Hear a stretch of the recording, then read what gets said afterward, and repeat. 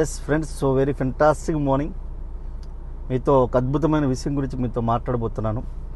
అదేంటంటే ఈరోజు కాశ్మీర్ నుంచి కన్యాకుమారి వరకు రెపాపలాడుతున్న వెస్టీజ్ జెండా గురించి కానీ, ఈరోజు 5 కోట్ల మంది వెస్టీజ్ వ్యాపారం నిర్మిస్తున్న విషయం గురించి కానీ, ఈ వెస్టీజ్లో మనీ ఎంత అంటే ఈ భూమి మీద మట్టి ఎంత ఉందో అంత మనీ ఉందని తెలియాలనుకునంటే, ఈ వెస్టీజ్ మహత్యం గురించి తెలియాలంటే ఒకే ఒక్కటి, మీకు 24వ తారీఖున జరగబోయే మీకు సెమినార్స్ ఏవైతే ఉన్నాయో, హైదరాబాద్లో అయితే ఈసా ఫంక్షన్ హాల్, అలాగే నల్గొండలో అయితే, అలాగే సంగారెడ్డిలో అయితే, అలాగే గజ్వేల్లో, ఈ 4 ప్రదేశాల్లో ఈడిఎస్ మనకు సెమినార్ జరగబోతుంది.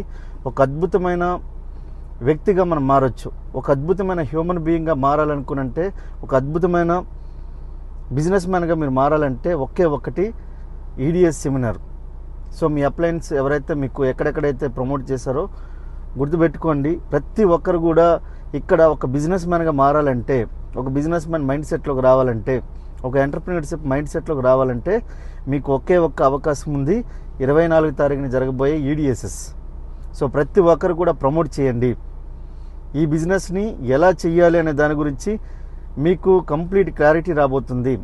మేము ఒకరోజు వెస్టీజ్ని భక్తిభావంతో చేసాం, త్రికరణ శుద్ధితో చేసాం. కాబట్టి ఈరోజు మా ఆదాయాలు, ఈరోజు మా ఆస్తులు, మా యొక్క జీవితాలు ఎంత మారిపోయాయని అనుకుంటే, ఒక సామాన్యమైన వ్యక్తి నుంచి అసామాన్యమైన వ్యక్తులకు మారి ఈరోజు కొన్ని వేల మందికి ఈరోజు మేము ఇన్స్పైర్గా ఈరోజు వాళ్ళ జీవితాలు మార్చుకునేటట్లుగా మా యొక్క జీవితాలను ఆదర్శవంతంగా మేము తీర్చుకోదిద్దగలిగినాం.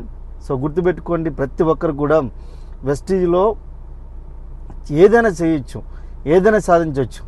కానీ ఈ ఈడిఎస్ సెమినార్లో మీరు అటెండ్ అయితేనే ఇవన్నీ చేయగలగచ్చు.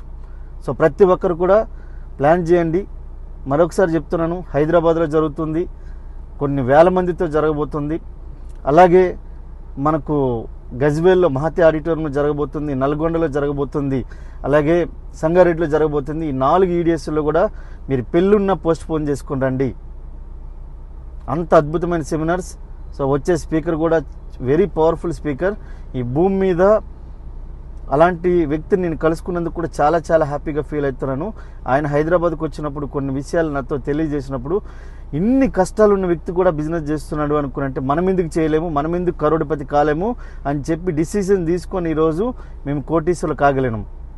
సో ఒక్కసారి చూడండి, అట్లాంటి వ్యక్తి వస్తున్నాడు, మిస్టర్ దీపక్ పటేల్.